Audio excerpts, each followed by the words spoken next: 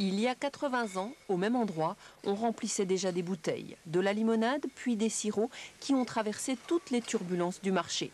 À l'époque, la région comptait 12 limonadiers. Aujourd'hui, seule la Mortuacienne a survécu et c'est elle qui va traverser l'Atlantique sous un autre nom et avec une formule un peu revisitée. Mais tout de même, la famille Riem n'en est pas peu fière. Il faut dire que ça fait un petit pincement au cœur. Oui. Je suis assez sensible à ce phénomène. Surtout que c'est le travail de la 4e génération.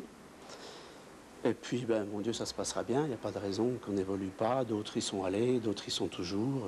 Pourquoi pas nous? On a dû s'adapter au goût des Américains, puisque la Mortuacienne qu'on fait habituellement est une limonade qui est beaucoup plus légère. Et ben, les Américains aiment ce qui est sucré. Donc on a dû faire une formule un peu plus sucrée. Plus de sucre et des parfums uniques comme le pamplemousse. L'exportation a débuté en juin dernier avec 50 000 bouteilles. L'objectif étant d'atteindre 3 à 400 000 bouteilles en 2003. Le tout distribué dans des boutiques plutôt chics, car la limonade là-bas n'est pas un produit consommé par monsieur tout le monde. C'est l'image de la France. Les Américains aiment bien le produit français. Ça représente pour eux un produit de qualité, un produit haut de gamme.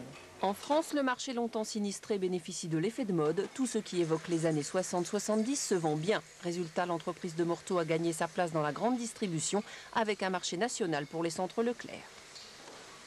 Ce sont des clients exigeants, mais les volumes sont là, le sérieux est là.